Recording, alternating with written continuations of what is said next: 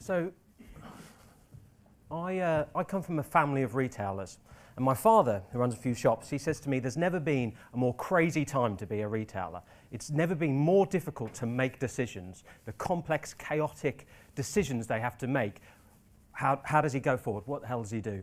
And he says that back in the day, it used to be simpler. Back in the day, you used to stand there in a retailer, you'd have all the products behind you, you'd have a counter in front of you, the customer would have to come in, ask you for whatever it is that they wanted, and you would decide what they had and you'd hand it to them. But the story of the last few decades in retail has been one about the empowerment of customers. And so as soon as you take away the counter and you start letting them play with the products in store, it all changes. Decision-making changes for the retailer. It's much more nuanced, much more complex. And that really reaches its zenith with the digital revolution. So this is what Howard Schultz says. He says, overnight, the digital age changed the course of history for our company. Everything that we thought was in our control no longer was. And this is what we see again and again. So at Valtech, we work with companies to help them understand, okay, so there's this thing, it's disruption, we all know it, right? The internet's probably going to be a thing. So we need to actually make decisions. But what do we do? How do we move forward? And of course, every brand is different and every business strategy is different. But we think there are 3 pillars that underpin every single business strategy in how to make sense and understand this world and make decisions. And those are the 3 things I want to talk to you about today. They're orchestration, integration, and evolution. So first up, orchestration. So the principle of orchestration is to say that it is virtually impossible to gain competitive advantage in a modern world unless you can orchestrate and design services around a consumer. Orchestrate experiences across time, across channel, across device, across territory. So what I want to do is give you an example of a brand that didn't get it, an example of a brand that did understand the importance of orchestration. So we had Instagram on the stage earlier with a great talk. So Instagram, as many of you will know, was sold for $1 billion in 2011. In that exact same year, Polaroid went bust. And some of you look far too young to remember this, but Polaroid was this fantastic thing that it sounds stupid now, but within 5 minutes you can have an instant picture. And Polaroid had so much brand nostalgia and still does. It's a fantastic brand. Many people love it. My friend, and this is an honest true story, has a Polaroid loo roll holder. And in 2011, when Instagram was sold, and Instagram, what it does effectively, as the previous Tracy was talking about, it overlays a filter on an image. What do you think the most popular filter in 2011 was? Polaroid. So what does that tell you? That tells you there's all this brand nostalgia. People love this brand. There's no reason to have that thick white stripe if you're not going to hold the photo and shake it. People are doing it because they love the brand. So why did it go bust? It went bust, if you ask me, because Polaroid forgot about orchestration, or at least they didn't understand. They thought their job was about manufacturing cameras and developing celluloid, but it wasn't. Their job was capturing memories. And more than that, capturing memories and sharing them instantly. That was it. They were the Instagram for an analog world. But they didn't have a direct relationship with customers. So they went on producing great cameras, developing great celluloid, but the customers changed. And the empowerment of the customer, they weren't orchestrating experiences in the same way Instagram was. And this impacts retailers. So I know retailers truthfully had a better understanding of customers because of the store. But the next year, in 2012, HMV goes to the wall. HMV goes to the wall, even though it had a retail store on every single high street in the UK. And in that same year, a manufacturer in Apple, who'd been in the business less than 10 years, who'd been in retail less than 10 years, did $19.1 billion just on music sales. A manufacturer with a direct relationship to the customer and a different way of orchestrating the experience for them. That's 2012. In 2013, Blockbusters goes to the wall. Blockbusters had 9,000 stores. But they honestly thought that their business was actually taking DVD boxes and putting them on the shelf. But it wasn't. If you ask their customers said, no, no, no. Your job is to provide a cinematic experience into every family's home. And they forgot that, and they didn't orchestrate that experience. They honestly thought that a customer would prefer to put on their coat, get in their car, drive around to the shop, desperately hoping there was a DVD box that actually was for them. They thought they'd prefer that than an orchestrated experience of pushing download in your pajamas or underwear at 3 a.m. in the morning. My point being is orchestration is everything. And every manufacturers like Apple, right,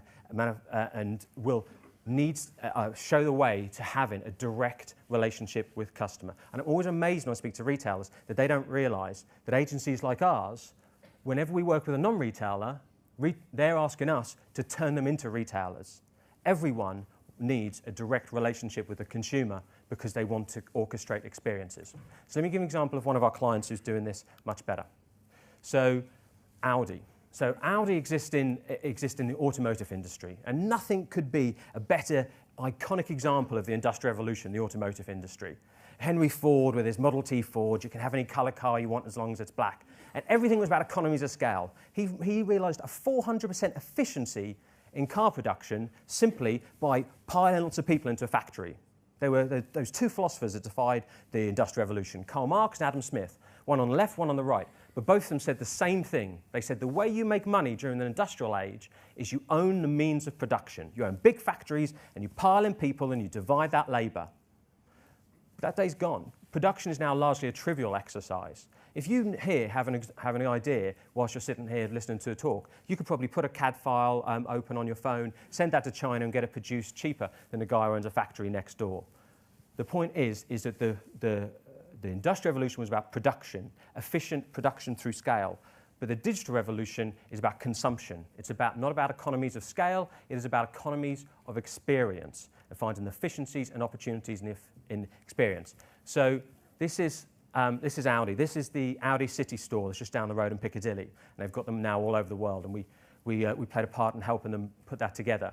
And what Audi said is they said, oh, well, we manufacture, we're production people, but actually we now need a direct relationship with customer. And they didn't want that in some sort of garage miles out of town. So they went and they bought retail space. But what do you do in retail space? Well, actually, you can't bring all the cars into the middle of Piccadilly. So what do? They provided a digital orchestrated experience. And what you'll see here is not a Henry Ford model. I don't ask the customers what they want. They'd say faster horses. You can have any colour car you want as black. This is not about mass production. This is about personalised, orchestrated production. These are people co-creating the very car that they are just about to purchase. It's a co-creation exercise. And they are having a direct relationship with the customer. Another one of our customers, IBM, BMW, just launched BMW i, their range of electric cars. You can only purchase them direct from the manufacturer. The dealership, which is the retailer of the automotive space, is being disintermediated by manufacturers who say, no, we're not no longer going to sell you the car and then you sell it on in a shop window and we'll get on with the busy job of economies of scale at the back. No, they need a direct relationship with customer. But it doesn't just stop at the point of purchase. Audi are willing to think even further than that. So here is something that we're helping them trial. Here was something we were helping them trial. It's amazing. Well, you can see it on that far one. It's so secret that we're only going to show it on one screen. But this is something we're doing in the Nordics out of our Swedish office. We're helping them. We built this little black box and it's got some iBeacons and some software, some crazy stuff in it, and it recognises when you're close to your car. And Audi said, well, hey, look, maybe it's not even about selling a car. Maybe you don't need to purchase a car anymore. Maybe car ownership should be a service. So what they did is they said, hey, why don't you group together with 4 or 5 of your friends, you all co-own a car, you all book that on an app, when do you want to use it, how much do you want to use, how far do you drive it, through the Bluetooth and your key, it recognises when you're in the car, how often you use it, and you just get sent a monthly bill at the end, including insurance and fuel and everything. And so what they're able to do, people look for a car for about 3 months and don't look for a car again for 5 years. But what they now have is a direct relationship with customer every day, knowing how they use their car. They can recommend and swap in different cars. Now, Audi are experimenting with this, and who knows what data that might reveal, but it's a direct, orchestrated relationship with the customer. And it's not just about bringing the internet into the car, it's also about bringing the car into the internet. This is an Internet of Things device. So who's to say that in the future, this won't be a sales channel? So one of the other things we did is we just helped Qantas launch a new range of in-flight entertainment. And what that's about is actually bringing your personal device, your iPad, your mobile, sticking it into in the plane's Wi-Fi. So our plane's a future sales channel. Why? If I can't, everything about where I am, where I'm going to, what I've been researching, and it's also the car's connected to Facebook through Audi Connect. So that's an awful lot of research, and I would argue in many cases that might be much more valuable research than something like a club card or a loyalty card and knowing what I purchased 6 months ago. The point being is that even something like automotive is trying to get a direct relationship with customer, and there is a fear of disintermediation for retailers.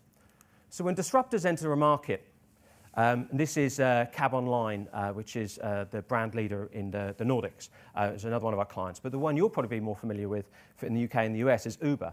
When these disruptors enter the market, they don't enter the market, something like the taxi market, and say, great, I'm going to build a new taxi, or great, I'm going to have a new type of driver. They say, I'm going to have a direct relationship with a customer, and I'm going to organize a network around it. These guys are orchestrating.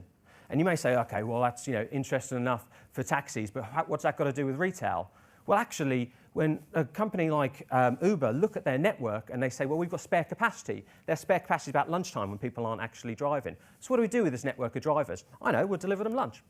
So Uber have just trialing Uber Fresh. And what they say is using the same app you've got on your phone already, using the same credit card details that we've already got, and using the same brand trust that you already trust, we'll get you your lunch in 10 minutes' time. So I'm not entirely sure why I need to go into a store anymore.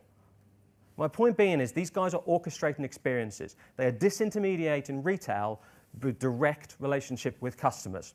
And why wouldn't they? So, there are much-loved retail brands out there. So thinking along the same theme around grocer. So this is a piece of research done last year. And it said, which of these brands listed below offer the best shopping experience across mobile, tablet, and desktop devices? This is essentially saying who orchestrates the best experience. And if you ask any retail analyst out there, they'll tell you brands like John Lewis and Waitrose are much loved brands, and they're trusted brands. But they've got really low figures here because as much as their in-store experience is beautiful, their online experience across the whole range isn't cutting it. And if you look at the top, who's top? With 61% is none. None of these retailers. The retail industry in grocery, there's 4 or 5 players that own 80% of the market. People know and indeed often love these brands, but no one is doing it well. So who's to say Uber shouldn't actually be coming in and owning and orchestrating that experience? And where does that leave retailers? So my point being is that any business strategy you come up with as a retailer, any way you try and understand the retail world, needs to factor in that you need to be orchestrating experience, and so is everyone else. So here's Seth Godin saying the same thing. The industrial age is ending and a new economy is emerging. All of the advances that we have made from industrial effort have mostly been extracted. We can't figure out how to make a new phone or a new pair of shoes. It's not about economies of scale. The talented people are spending their effort on building connections rather than designing new factories. It is not about economies of scale. It's not about globalization or business process re-engineering, or it's not about outsourcing anymore. These are production issues. These are scale issues. It is about the orchestration of experience, the economies of experience. And so that first principle is orchestration. The second principle is integration. So many of you will intuitively understand the point about orchestration. You'll say, hey, of course we need to sort of manage and orchestrate the experience across time, across device, across channel. Of course that's true. But what some people don't realize is actually that orchestration, those economies of experience, rely on integration. You are as much a software company as you are a purveyor of products. You cannot offer that experience. You cannot orchestrate experience without the solid technical architecture. Now, and the thing is the CXO, they're not willfully blind, right? People don't sit in a boardroom anymore and go, no, I don't see this digital thing. I don't see the revolution happening. They see it. That's why you come to events like this and you say, okay, great, but what do I do? And as an example of this, an example of the importance of integration, IBM do a study every 2 years or so. They speak to 4,000 biggest CEOs in the world, and they say, what is your number one business challenge? And do you know what the number one business challenge has been for the last 2 years running? Legacy systems. So they put legacy systems ahead of market factors, ahead of the macroeconomic factors. They say, the biggest CEOs out there, they say legacy systems. They say, we get it. We know we need to orchestrate experiences. We know we need to provide this omni-channel experience. But we can't do it because someone's come in and built some crappy database over here and we got some weird implementation of CMS that a contractor put in and we don't know. They get it, but they're fixing the plane in the air. And all this structure and infrastructure that used to be the barriers to entry to stop the other retailers get in are now quite often the things that are slowing you down around orchestrating that experience. So don't forget that actually as much as orchestration is important, that orchestration of that experience relies on solid integration and technical architecture. And a good example of one of the clients who really understand this well are actually the luxury brands. So we work with some amazing luxury brands, the most unique luxury houses in the world. One of those, for example, is Rolex. And Rolex understand this because as a luxury brand, you get it, right? You get that every single thing you do is a tangible representation of your brand. As much as the spinning cogs and wheels and beautiful timepieces on your wrist, every single interaction with the brand is the beautiful representation of that, is a tangible representation of that brand. And that's equally true online. When we show an asset, when we render a video, whatever happens, that needs to be done perfectly, as if it was a statement of the watch itself. And we've just finished laying in some complex technical architecture and a global platform for them because they fundamentally understand the importance of technical architecture to orchestrating experiences. And just finally, the last principle is evolution. So if you need to orchestrate and you need to integrate, then you also need to factor in evolution. So this is the slide when I prove my dad wrong, right? This is the slide when actually I say to my father that in fact he was wrong and Howard Schultz was wrong. This isn't the worst time to make decisions if you're a retailer. It's actually the best time. In the midst of disruption, it's not the worst time, it is the best time to make decisions. So I won't bore you with this, but ever since we discovered chaos theory, about 5 decades ago, we realized the world was far too complex and we could never guess it, no matter how clever you are. Even if you're clever like David, you can never get it. So what do you need to, so they looked for all these areas of science, complexity theory, for example, started looking at and saying, okay, so how do you make decisions in this world? And actually the same answer came back. Every single time we have dealt with disruption and we've made sensible decisions, it has been because we've used feedback loops. We've used feedback loops, whether that's something like a weather system dealing with wrestling with chaos, whether that's something like organic life using the feedback loops of natural selection, whether that's something like the scientific method, discovering experimentation and advancing human knowledge. It's always been the same thing. And more recently, open source programming, where you improve and you feed back to the core, or something like agile programming. And this was popularized recently by Lean Startup, but I actually think that the best popularization of this is on the next slide by Taleb. There you go, boom, is Anti-Fragile. I don't know if any of you read this book. And what he points out, because of his background in maths and chaos, is actually the opposite of a fragile decision, the opposite of a bad decision, the opposite of a decision that is damaged from disruption is not something that is robust, that is resilient, but it's actually something that's anti-fragile. It's actually something that strengthens. So think about your bones. If you don't use your bones, if you don't impact your bones, then actually they grow brittle. But if you impact them, they grow stronger. Same as your brain. The more you use your brain, the stronger your neural pathways are. They don't wear out, they wear in, and so should business strategy. So the decisions you need to be incremental, you need to iterate, you need to go through these. And a good example of one of our clients doing that is Northern Copenhagen, who collect the data from different channels, so for example from the website, and they understand what's trending, what are people looking at, and that informs how they move things around the store and display those products. It's a learning, it's a test and it's a learn. But just to finish off, what I'm not saying is that this is a substitute, that optimization is a substitute for strategy. This is about refining the strategy. So in the immortal words of Jeff Gothel, left unchecked, everything on the internet optimizes to gambling or porn, right? It's not a substitute for a vision or for brand values. It's just to say that we should benefit and learn from the feedback. So there's 3 pillars. Number 1, differentiation comes from orchestrating experiences around customers. Number 2, realizing those economies of experience relies on technical integration. Number 3, decision-making can benefit from disruption. Your strategy should evolve through feedback. And I won't go into it now, but that's all wrapped up into an agile marketing framework and that we talk an awful lot about. So thank you very much.